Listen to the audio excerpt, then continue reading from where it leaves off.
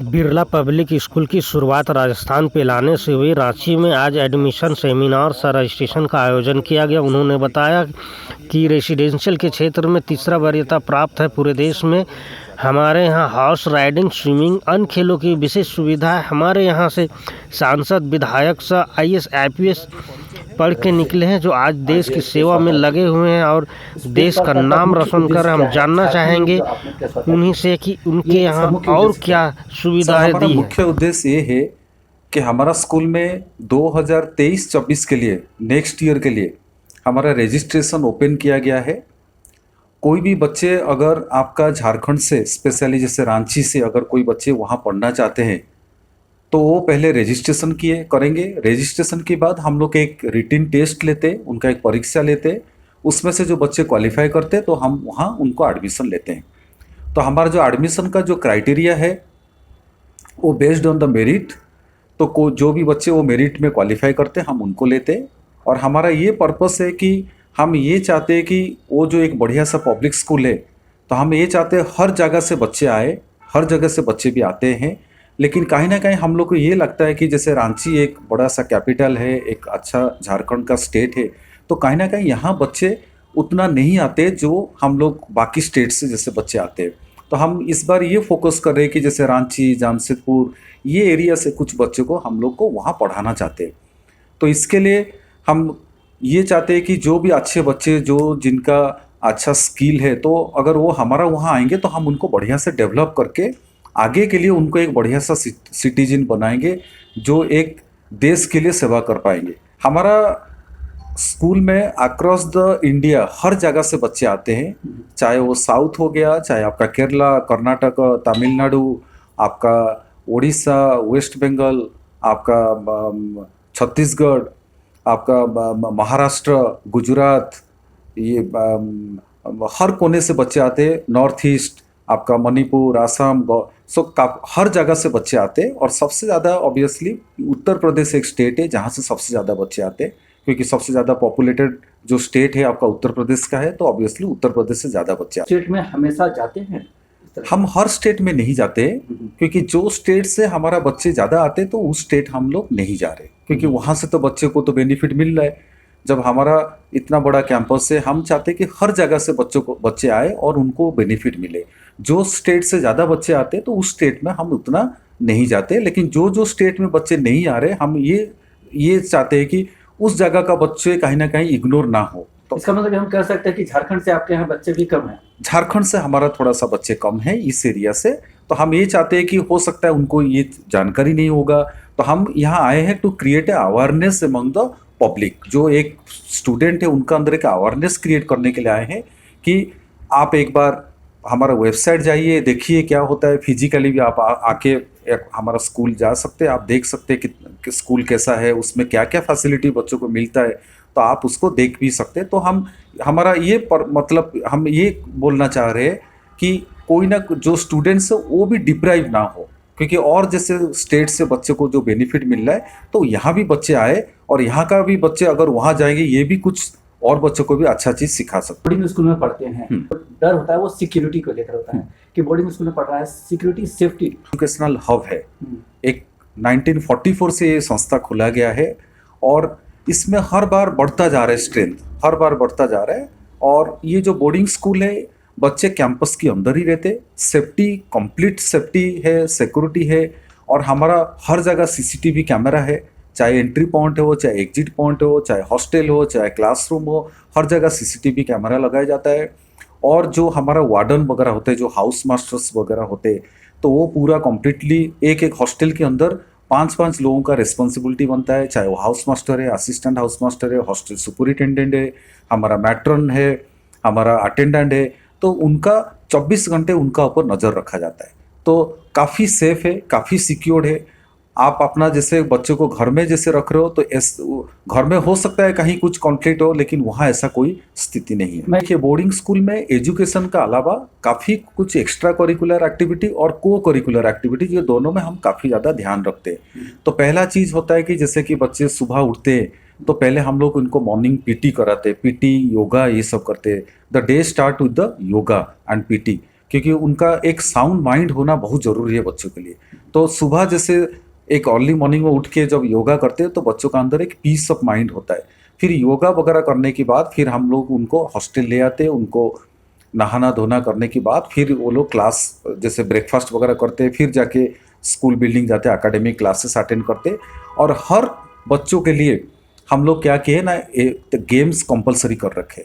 तो हर बच्चा कम से कम 3 गेम उसको खेलना ही खेलना पड़ेगा। साल में 3 गेम उसको एक स्पेशलाइजेशन की तरफ की हिसाब से उनको आगे लेना है, चाहे फुटबॉल हो, बास्केटबॉल हो, हॉकी है, हमारा आर्चरी है, शूटिंग है, वॉलीबॉल है, बास्केटबॉल है, स्विमिंग है, हॉर्स राइडिंग है। आप देखेंगे काफ़ी ऐसे स्कूल में जो हॉर्स राइडिंग नहीं होता है, लेकिन हमारा स्कूल में हॉर्स राइडिंग होता है, क्योंकि एक हॉर्स राइडिंग के लिए बहुत ज़्यादा खर्चा करना पड़ता है। एक घोड़े का मान के चलिए एक बच्चे का जितना खर्चा नहीं होता है, घोड़े को मेंटेनेंस के लिए उतना खर्चा होता है। तो हॉर्स राइडिंग है, स्विमिंग है, जो हमारा स्विमिंग के लिए वो 24/7 यूज होता है। तो उसका अंदर ठंडा पानी भी रहता है, गर्म पानी भी रहता है, क्योंकि राजस्थान ऐसा है कि जैसे विंटर टाइम में काफ़ी ठंड पड़ जाता है, तो हम लोग उसमें गर्म पानी रखते हैं, तो जैसे कि बच्चे गर्म पानी में स्विमिंग करते हैं। सिमिलरली अगर समर टाइम में हम लोग उसका अंदर थोड़ा सा वाटर को चिल्ड करके रखते हैं, जैसे ठंडा पानी में भी बच्चे स्विमिंग करते हैं। तो इसलिए क्या हो जाता है कि जैसे स्विमिंग वगैरह सभी बच्चों को दिया जाता है। You may not be a good swimmer but you know how to swim, so that during the time of adversity you can save your life. तो एक ऑलराउंड डेवलपमेंट जो बच्चे को होता है, जो आप मुझे पूछे, तो एक बच्चे का जो ऑलराउंड डेवलप होता है, हम हर चीज़ में उनको आगे बढ़ाते हैं, चाहे वो स्किल डेवलपमेंट हो, चाहे उनका मेंटल स्किल हो, चाहे उनका फिजिकल स्किल हो, हर चीज़ में हम उनका ग्रोथ कराते, चाहे उनका फिजिकल ग्रोथ हो, चाहे उनका मेंटल ग्रोथ हो, चाहे उनका एकेडमिक ग्रोथ हो, हर चीज़ में हम लोग उतना ही वेटेज देते हैं। नेक्स्ट हमारा है कि आर्ट एंड कल्चर को लेकर क्या कर रहे हो? आर्ट एंड कल्चर हमारा अलग अलग डिपार्टमेंट है। तो हमारा जैसे स्कूल में हम फाइन आर्ट का हमारा एक अलग सा सब्जेक्ट होता है, म्यूजिक का हमारा परफॉर्मिंग म्यूजिक होता है। तो हम हर बच्चे को ये सिखाते हैं कि कम से कम आपको 2 इंस्ट्रूमेंट बजाना चाहिए, और ये कंपलसरी हमारा स्कूल में है। सभी बच्चे को 2 इंस्ट्रूमेंट बजाना पड़ेगा, चाहे वो हारमोनियम हो, चाहे आपका तबला हो, चाहे जो भी या कैसी हो। हर बच्चे को हम लोग म्यूजिक सिखाते। और आर्ट एंड कल्चर में हम लोग क्या करते हैं कि सभी फेस्टिवल्स वगैरह है, हम हर फेस्टिवल सेलिब्रेट करते हैं कैंपस के अंदर है, क्योंकि जब बच्चे माँ बाप से दूर रहते तो हम उनको डिप्राइव नहीं करते। चाहे वो होली हो, चाहे दिवाली हो, चाहे आपका ईद हो, चाहे आपका गुरु नानक जयंती हो, चाहे वो 25 दिसंबर हो, क्रिसमस हो, तो हम हर फेस्टिवल को, क्योंकि we believe in the pluralistic culture, तो हमारा जो कल्चर है वो प्लूरलिस्टिक कल्चर है। हम हर बच्चे को हर फेस्टिवल के बारे में सिखाते, और उसका कैसे वो हर फेस्टिवल को रेस्पेक्ट दे, हम ये भी बच्चों को सिखाते हैं। बिरला फैमिली जो है वो ज़्यादा बिजनेसमैन, हाँ, तो क्या ज़्यादा बिजनेसमैन बच्चों को पढ़ाते हैं या सभी? नहीं, देखिए अगर आप देखेंगे ये स्कूल एस्टेब्लिश हुआ था 1944 में, तो उस टाइम अगर आप देखेंगे तो बिजनेस कम्युनिटी में अगर आप देखेंगे बिरला जी ही एक बड़ा बिजनेसमैन थे। लेकिन उस टाइम में उनका सोच ये था कि आगे जो जनरेशन है, अगर शिक्षा नहीं होगा, देश के अंदर बढ़िया शिक्षा नहीं होगा, तो ये देश प्रोग्रेस नहीं कर सकता है। तो उस टाइम में वो एक सोचे कि जो एक बोर्डिंग स्कूल जो है वो उस टाइम में खाली अमीर लोगों के लिए था, चाहे जो भी ब्रिटिशर्स थे तो वो अमीर लोगों के लिए था। तो ये जो बोर्डिंग स्कूल बनाया गया, एक आम आदमी भी अपना बच्चे को पढ़ा सकते हैं, चाहे वो स्कॉलरशिप क्लियर करके, चाहे उनका अगर किसी का इंटरेस्ट है तो वो वहाँ आके अपना बच्चों को पढ़ा सकते हैं। इवन वो बच्चों को हम फ्री में भी एजुकेशन देते। तो हमारा क्या होता है कि जैसे हमारा ओल्ड स्टूडेंट्स होते, भिनियन हम बोलते, जो हमारा ओल्ड बॉयज़ यहाँ का है, जो वहाँ से पास आउट करके गए, क्योंकि हमारा स्कूल 1944 में इस्टेब्लिश हुआ था, और आज का टाइम में we have already completed 77 years. तो आप सोच सकते हो कितना बच्चे उसी स्कूल से पास आउट करके गए, और उनमें से काफ़ी ऐसे स्टूडेंट्स है जो आज का टाइम में अच्छा पोजीशन में है, चाहे वो जनरल वीके सिंह, वो अभी रोड एंड ट्रांसपोर्ट मिनिस्टर है आपका नरेंद्र मोदी गवर्नमेंट में, चाहे वो विवेक चंद सहगल है जो आपका मदरसन सुमी कंपनी का चेयरमैन है, वो काफी he is one of the richest man of India, as well as he is the 5th richest man of the Australia. चाहे आपका जनरल वीके सिंह हो, चाहे आपका विनोद राय है जो controller auditor general of India थे, तो वहीं का अलमुनाई है। तो वहाँ एक काफ़ी बड़ा अलमुनाई का एसोसिएशन है।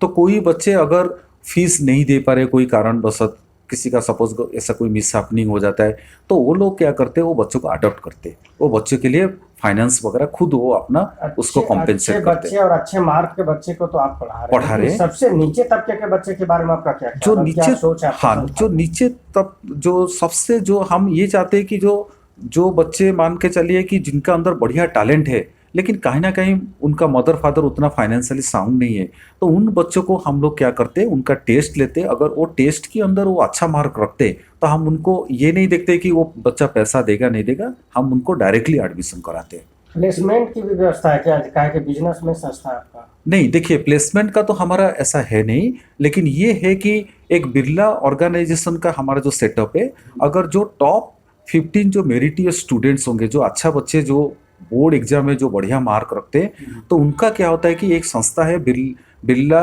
BITS, Birla institute of technology and science, उनके लिए क्या होता है, डायरेक्ट उनका एडमिशन वहीं हो जाता है।